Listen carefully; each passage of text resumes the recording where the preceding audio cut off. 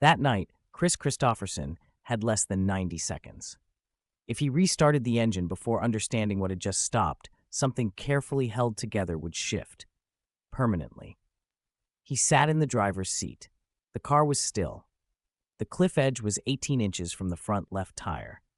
Through the windshield, the Los Angeles basin spread out below him like a bowl of distant light. He could hear his own breathing. He could smell burned rubber and engine heat. His hands were still on the steering wheel. Dean Martin's taillights had disappeared down the canyon 2 minutes ago. Kris didn't move. It had started 40 minutes earlier at a red light on Sunset Boulevard, just past the Whiskey A Go-Go. Late 1977. November, maybe early December. The kind of warm Los Angeles night where the air felt like it had weight but no temperature. Kris had been driving back from a studio session that went nowhere. 3 hours of trying to fix a vocal track that didn't need fixing. He was tired in a way that had nothing to do with sleep. He pulled up to the light in his '72 Dodge Challenger, dark green, paid for in cash. He'd bought it because it was fast and because no one expected him to drive something that looked like it belonged to someone else. The car that pulled up beside him was a silver Cadillac Eldorado. Kris glanced over. Dean Martin was looking back at him, not staring, just looking. The kind of recognition that happens between people who've been in enough rooms together that acknowledgement doesn't require effort. Dean had one hand on the wheel, the other resting on the window frame. He was wearing a dark suit jacket, no tie. His face had the slight looseness of someone 3 drinks in, but nowhere near done. Dean smiled. Not a performer's smile. Something quieter. Something that suggested the night had been long for him, too. Kris nodded. Dean tilted his head toward the empty road ahead. Then he revved the engine. Once. Light pressure. Just enough to make the sound clear. Kris felt something shift in his chest. Not adrenaline. Not excitement. Something older. Something that had been sitting in him all night without a name. He revved back. The light turned green. Dean didn't floor it. He accelerated smoothly, like someone who knew exactly how much power he had and didn't need to prove it. Kris matched him. They moved through the intersection side by side, the Cadillac pulling slightly ahead as they passed the Chateau Marmont. Kris downshifted and pressed harder. The Challenger growled and closed the gap. No one had spoken. No one had agreed to anything. But they were racing. They stayed on Sunset for another half-mile, weaving through light traffic, neither one pulling more than a car length ahead. At Laurel Canyon Boulevard, Dean took the turn without signaling. Kris followed. The road narrowed. The incline steepened. Streetlights became sparse. The houses set back from the road turned into shadows with lit windows. The canyon swallowed the sound of both engines and gave it back as echo. Dean was faster on the straightaways. The Eldorado had weight and horsepower and the kind of engineering that made speed feel inevitable. But Kris had better control on the curves. The Challenger sat lower, turned tighter. Every time Dean pulled ahead, Kris gained it back on the next bend. He wasn't thinking about winning. He was thinking about the amount of focus it required not to think about anything else. The road climbed. The curves sharpened. Kris could see Dean's brake lights flash red before each turn, then disappear as he accelerated out of it. He followed the same rhythm. Brake, turn, accelerate. The wheel felt alive under his hands. The engine responded to pressure like a conversation. He realized he hadn't thought about the studio session in 8 minutes. He realized he hadn't thought about the song he couldn't finish. He realized he was doing something purely physical and that it felt like relief. Dean took a sharper turn than expected, tight and fast, cutting close to the inside edge. Kris saw the angle and knew it was aggressive. He could back off. Let Dean have it. Go home. He didn't. He followed the line. He went in too fast. The back end of the Challenger broke loose, not violently, just enough to feel the weight shift wrong. He corrected, overcorrected. The wheels spun left under his hands and the car drifted wide. He felt the right tires leave the pavement and hit gravel. He heard the sound of small rocks scattering under the chassis. He tried to brake, but the momentum was already committed. The car slid. It didn't flip. It didn't spin. It just moved sideways across the shoulder and stopped, 18 inches from the edge. Kris sat completely still. His foot was on the brake. Both hands were locked on the wheel. His heart was beating hard enough that he could feel it in his jaw. He stared straight ahead through the windshield at the open air beyond the cliff and the sprawl of Los Angeles below. If the car had been going 4 miles per hour faster, it would have gone over. If the gravel had been looser, it would have gone over. If he had turned the wheel 1 more inch to the right, it would have gone over. He exhaled slowly. He heard another engine.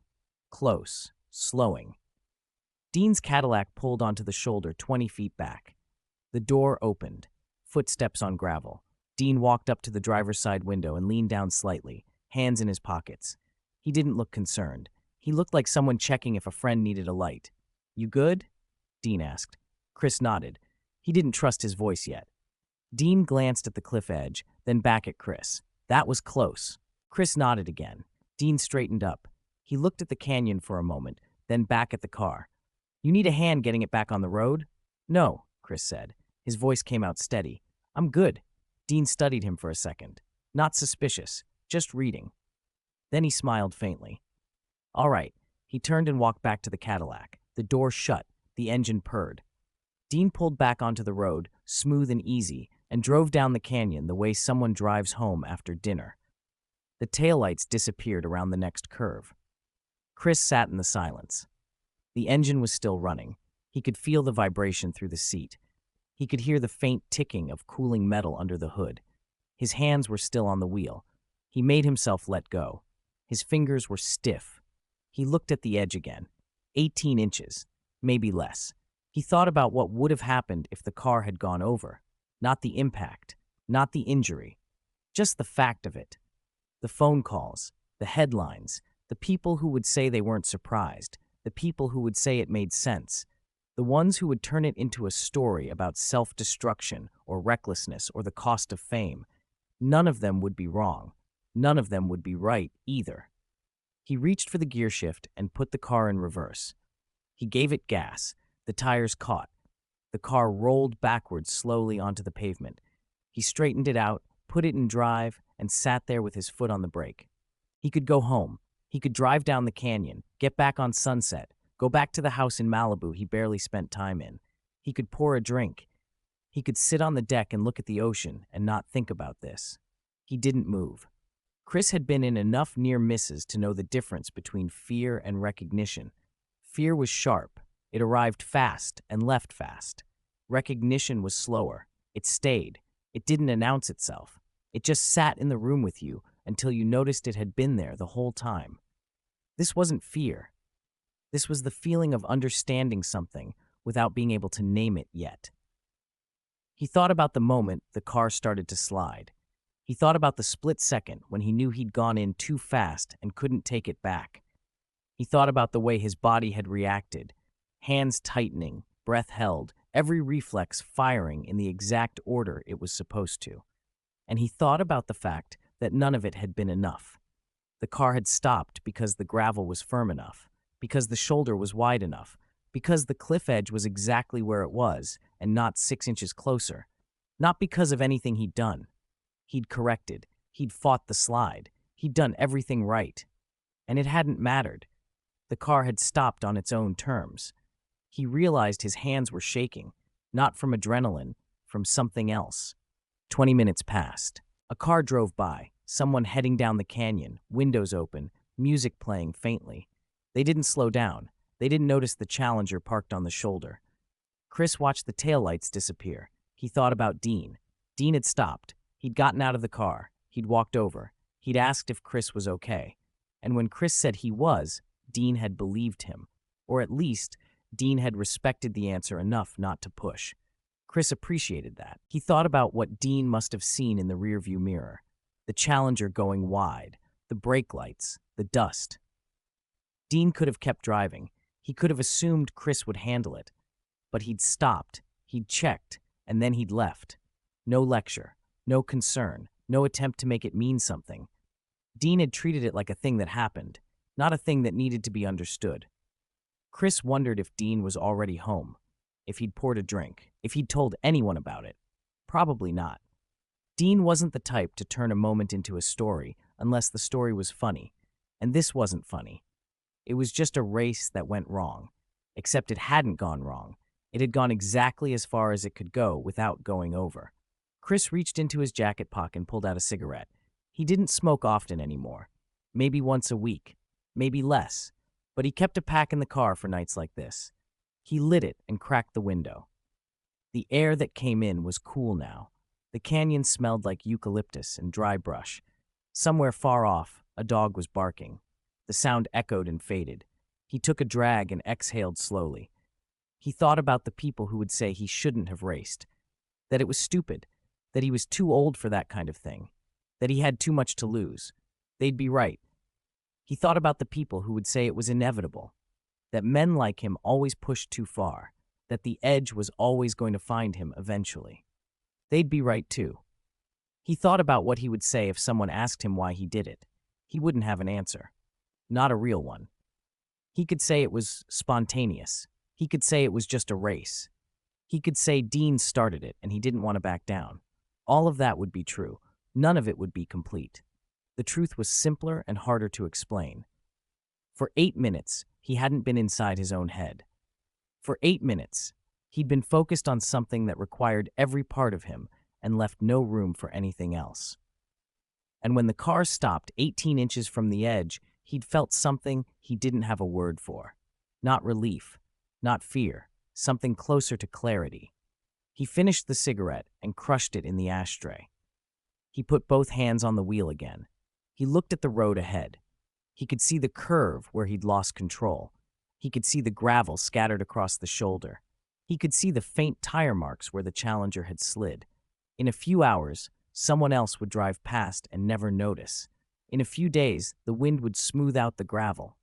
In a few weeks, no one would be able to tell anything had happened here.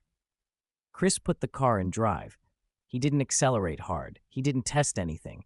He just eased back onto the road and drove down the canyon at a normal speed. He took the curves carefully. He braked early. He kept both hands on the wheel. When he reached Sunset, he turned right and headed toward Malibu. He got home a little after midnight. The house was dark. He didn't turn on the lights. He walked through the living room to the deck and stood at the railing. The ocean was invisible in the dark, but he could hear it. Low and steady, the kind of sound that didn't change. He thought about calling someone. He didn't. He thought about writing something down. He didn't. He just stood there and listened to the water and felt the night air on his face. After a while, he went inside and poured a drink. Whiskey, 2 fingers, no ice. He sat on the couch and held the glass without drinking from it. He thought about the moment the car stopped. He thought about the fact that he'd had 90 seconds to decide what it meant, and he thought about the fact that he'd chosen not to decide. He took a sip. The whiskey was smooth. It didn't burn. It just settled. He set the glass down on the table and leaned back. He didn't feel relieved. He didn't feel afraid. He felt like someone who had come very close to something and walked away without understanding what it was. And he realized that was fine. 3 weeks later, Kris was at a party in the Hollywood Hills.